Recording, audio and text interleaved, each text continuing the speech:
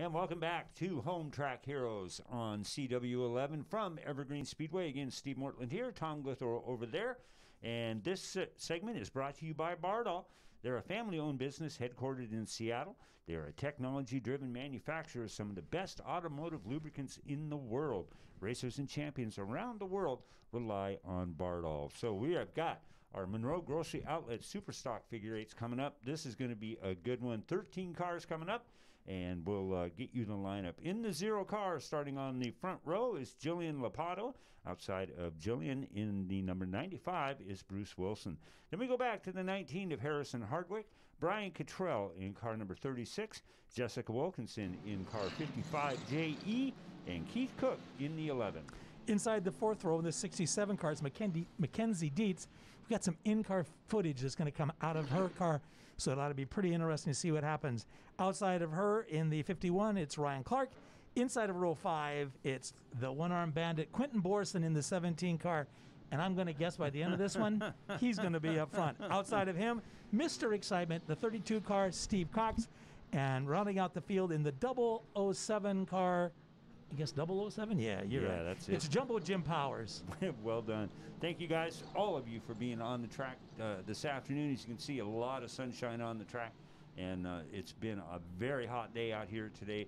A lot of the oil is seeping up from the asphalt, and these cars are really going to test it. As we keep an eye out on the 17, I think 6 consecutive championships for Quentin Borson in that Jay Brandenburg-owned number 17 car. You can just see him coming into the intersection right there, back in the field. But that's what makes this so much fun, is to watch guys like Quentin, guys like Steve Cox, who have done battle together for years and years. Green flag out, we're underway.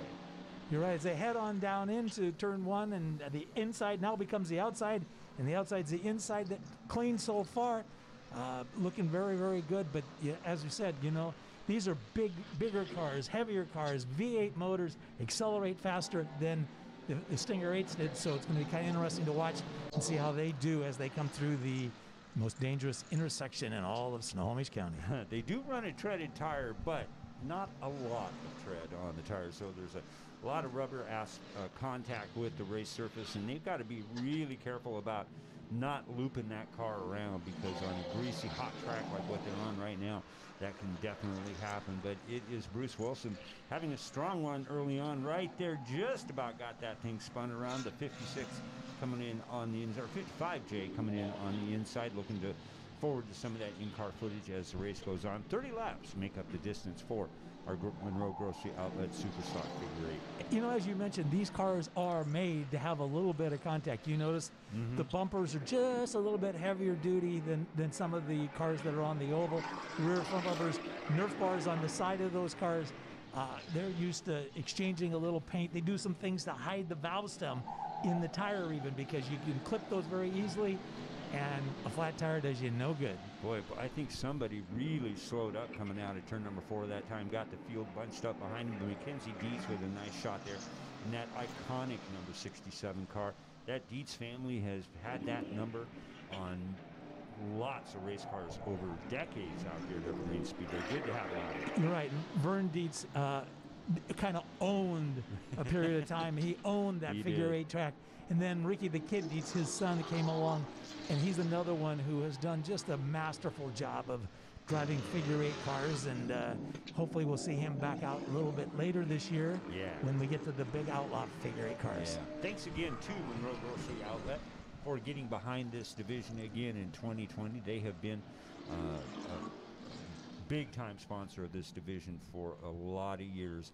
As we've got the 17 car is spun out in the north turn, so we'll get these guys a little bit of a break, take it back upstairs. But good to see these guys back out here. And again, can't talk enough about guys like Steve Cox and Quentin Borson, because they are the ones that make this division shine. You're right. And as I mentioned, Quentin Borson lost an arm in an industrial accident a number of years ago.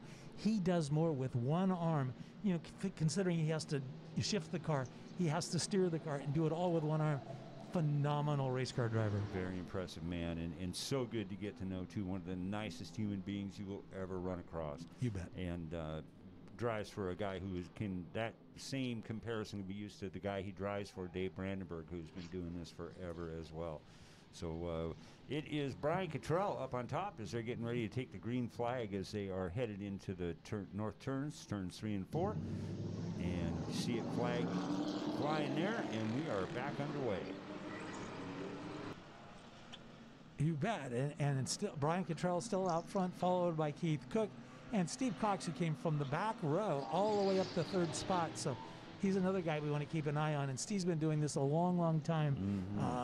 You know, I think right now probably the number one goal, though, is the kids. He's got both of his kids out there racing. And, of course, Dawson with the Pro late model car that was wrecked last week. So I'm going to guess that Steve gets behind the wheel of a race car when there's nothing else to do after everything else has been done for the siblings. See Quentin Borson there in the 17 car, still quite a ways back as I can tell, on the 9th position here on lap number 7. Steve Cox in that number 32 car. That car has got a really heavy-duty pedigree to it as well. I know Tommy Gapp has driven that car for a long time.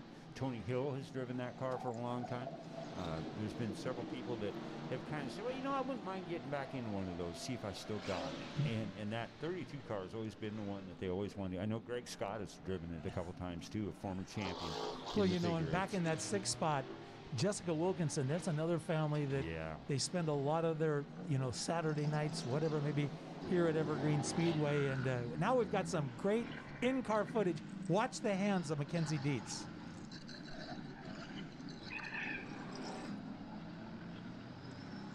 See the 36 car there get spun around, Brian Cottrell. And hearing that they have black flag the number 11 car for that move. So Keith Cook will take his car into the back inside with Mackenzie Dietz. I'm not going to hex her like I did Wyatt Gardner last week in the Pro late model race. You can see a pretty Spartan cockpit area. A couple of gauges, you know, a little bit of adjustment that they can probably do with the brakes and the gear shift, and that's about it. That's all they need. Not a lot of creature comforts, no air conditioning, no radio, no twin signals either. There you go. We're going to, we got another spin here in turn number 1. And we see it's the number 0 car. Jillian Lapato has spun in turn 1, so that'll bring out another caution as we bring it back upstairs and get to kind of regroup down on the track. But, you know, we had talked about guys like Steve Cox, and it's kind of cool to talk about guys like Ryan Clark, too, whose dad, Pat, has done really well over the years in the Outlaw Figure 8 division. We'll be seeing those guys in a couple of weeks back out here on Home Track Heroes. Harrison Hardwick, who's fairly new to the Figure 8 division, but he spent some time in the big cars as well, but really does comfortably and looks really good out in the Monroe Grocery Outlet Super Stock division. So we're going to get back down onto the track as we are just coming up almost to the halfway point here. 30 laps make up the main event for our Monroe Grocery Outlet Super Stock. You know, in a lot of the other divisions on the oval, they start 2 by 2 by 2. The Figure 8 division for years has done it a little differently, and they give a little advantage to that leader. That leader's out in the front row by themselves, and then 2 by 2 after that. I think there's a term for it. They call it a Louisiana restart or Kentucky restart or something like that. We can call it whatever we want. Exactly. Call it a Monroe restart. It's Steve Cox out front right now, followed by Mackenzie Dietz. We saw some in-car footage from her earlier. Ryan Clark in third, Jessica Wilkins fourth, Quentin Borson, who started in the back, had to go back again to the back for that spin, now up to in the 5th spot. Now he's up in the 2nd spot, believe it or not. He made that many moves in about a lap and a half, and he is going to end up being all over the back end of Steve Cox in that number 32 car. Hard to see Steve driving in another number but a number 7. And it's just, I'm just so glad he's out there. I don't care what his number is, but he's really getting comfortable in that 32 car. It's the top 2 now pulling away.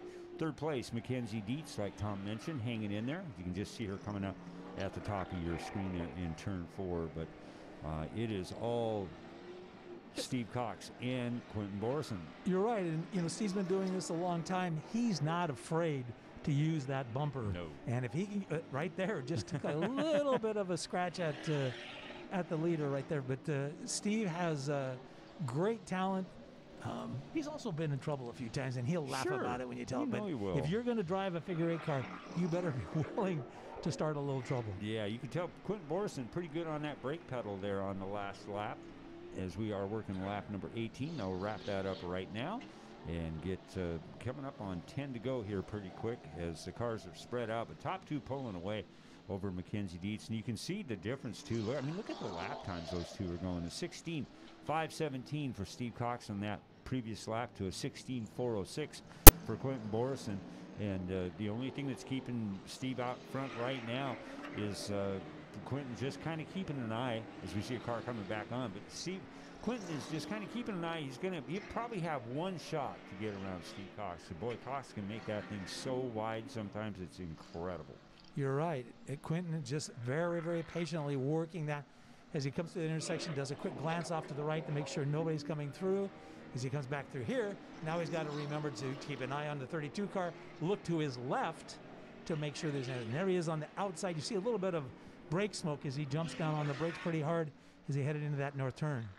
See a car taking a smart option there and kind of slowing up as the leaders come to, as they're going to get behind the 0 car as Jillian Lopato is back out on the track. So there's some lap traffic coming up, and that might be where Quentin makes his move as we've got 9 laps to go. It'll be 8 laps as they come across the start-finish line.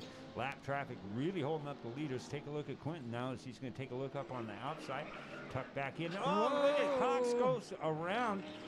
Didn't quite see how that happened, but Steve Cox will hand over the lead, and it will cycle when they come across the start-finish line, and we'll have a new leader in the 17 car of Quentin Borson. You're right. That was kind of an easy one for Quentin, you know. It's kind of a little loop. Just a nice, easy, gentle spin by Steve Cox. Steve back is still in the second spot, but as Quentin works to the inside, just 7 laps to go. You can see that, like you said earlier, just a little bit of brake smoke as he touches that left front. Seems to lock up just a little bit on him, but not hurting him as he heads down through that intersection, and only another handful of laps to go. Steve Cox still in that second spot, followed by Mackenzie Dietz, Jessica Wilkinson, and Harrison Hardwick make up the top 5. Jim Powers, Brian Cottrell, Jillian Lopato, Bruce Wilson, and Ryan Clark make up the top 10 as we've got 5 to go for our Monroe Grocery Outlet Super Stock Figure 8s here on a brilliant day for racing here at Evergreen Speedway. Glad you could be joining us here on CW11 Home Track Heroes, the only show of its kind. You're right. And if you take a look in the third spot, it's Mackenzie Dietz, 2 females in third and fourth. That's Dietz and Wilkinson. And there is no reason in the world why women can't be great race car drivers. I think sometimes they have better patience, better control, and that's why they do a great job behind the wheel. Yeah, they react to adrenaline just a little bit differently, as we all know, but it's so cool to have them out there. And talking about some of the ladies that have driven in this division, you know, got Jocelyn LaFleur. She really put on some shows out here, both in this division and yeah, it's getting tight. But both of them hesitated before they went through the intersection. No, you go. Yeah. No, I'll go. Yeah, no, there's they just kind of have to give eye signals pretty much almost as they make their way through there. But discretion and valor, well, we all know how that one goes. But it is all Quentin Borson here. He should be seeing the white flag coming around this time by. It looks like it is cocked. No, there it is. One more to go for the 17 Ford of Quentin Borson. Vern Dietz, longtime racer. I said, Vern, how do you know when you're going to go and when you should stop? He said, I'm never going to stop, so don't worry about it. It's an easy decision. Halfway around, one more set of laps, one more set of turns, I should say, for Quentin Borson. Pick up his main event win here for the Monroe Grocery Outlet Super Stock Figure 8s. Good run and great recovery by Steve Cox in car number 32. Mackenzie Dietz will bring it up to the Angel of the Winds start-finish line. You can see the 67 doing a bit of a donut right there. I think Mackenzie was just trying to get some exposure for her sponsors. Yeah, huh? I think she was too. Help us park right here. Good. Encourage you guys to do that. When you get up and you get a chance to talk to either Derek or Kyler, don't forget to mention the people that helped you out. So we're going to bring these cars up, get them lined up, and we'll visit with our top 3, Mackenzie Dietz, Steve Cox, and Quentin Borson, and they're with Derek Hobbs. Third place, Mackenzie Dietz. So are we just making a habit out of ending on the podium now? This is what, 3 straight podiums, I think? 3 straight, yep. We finished first during championship night last year, got third behind these 2 guys, first race, and now we're third again. I'm just happy to be here. All right, so it kind of looked like you were fighting the car a little bit today. That car was a handful. It is a hot day. It's a hot track. It was loose. I just had to steer to make it work. It was not easy. Yeah, it definitely looked like you were fighting it quite a bit. Who do you like to thank for today? I'd like to thank BECU, Rep and Welding and Rail, Laura with the massage. I'm spacing right now because I'm just so excited. And then I have to thank Two Girls and a Leaf, my mom and my sister, as well as my grandpa, my dad, and the Rev, Bobby Black. All right, Mackenzie Dietz, 3rd place. 2nd place, Steve Cox, leading the race, and something happens. Walk me through that. You run up against the lap cars, and it's kind of a, the draw. Where do I go? Inside, outside, and you not only you picking that, you're picking the drivers too. Which one gives me more room? Which one doesn't? And all day long, I've been, with the zero car, she always gives you lots of courtesy. I went for that one and didn't work. She came down on me and took the nose out, and we spun around. So that's part of racing. It's not the fun part, but I still had fun. So. Well, so so you're leading that race. So you're spun around. Did you realize where you came back into the fold? Oh, you're kind of aware of the cars that are around you, and you already know which cars you've put down a lap. So you're kind of counting those ones, and they're going, hey, where'd that 3rd place car go? I didn't see that one go by me. Okay, good. I'm still in it here a little bit. So, yeah, you kind of know. You kind of have those numbers running in your head. You got the board out there. It tells you where the cars are. And so as you're spinning, you're kind of looking, okay, where are they at? You don't want to hit them either, but, yeah. All right, and then I think you had a little bit of action in the X there this time around. Walk me through that one. Yeah, well, it was getting tight, and I thought, sometimes you like just give a little excitement, a little bit of pot shot, whatever you want to call it, and it's fun. I always like doing that. I like to send them like a wing nut every once in a while. So it's part of the game, right? So you try to make them, you try to just tick them a little bit, get the sound more than anything, so they can get the ooh-ah before the next lap. But I got a little bit more of them than I thought. All right, who do you like to thank? I'd like to thank Tommy Gap for letting me drive his car. So let me do the damage and all that stuff, and my wife for actually letting me race, which she doesn't like doing that. And that's about it. All right, so okay, hi Chrissy. We got away. We can say hi to Chrissy. All right, Steve Cox, 2nd place. 1st place once again, Quentin Borson. It's actually been a few races. You don't go very many races without winning one. So how's this feel? This one feels really, really good. It's pretty hard to talk with all these masks on, so I'm going to just get to my thank yous. Kelly's Auto Repair. I want to thank him. He's been with me for 3 years. Then we got... We're to Olympia now. Okay. Then I lost my other one. It's okay. It's hanging. Okay. It's hanging. It's hanging? It's over hanging. here. Yeah. Mrs. Turner's Hometown Cafe. If you get down into Puyallup, you got to go there. See Starla and James. They are awesome. Then we have Olympia Pizza House. My good friend Nick. Hey, guess what? You're on TV. So, anyway, your question once again? Oh, I don't know. Now I'm lost. So we were looking at math. So okay. So you're following Steve, and all of a sudden he spins. I saw something coming there and stuff, and I wasn't sure if he was going to just get hung up, and I was going to have a shot to go the outside and try something.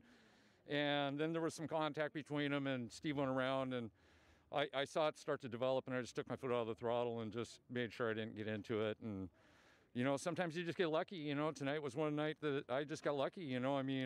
I had contact with somebody and got spun earlier, or spun myself or whatever. I'm not sure.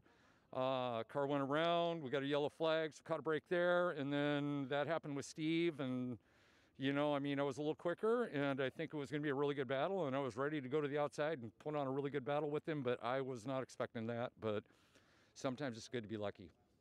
All right, here with the lucky winner, Quentin Borson.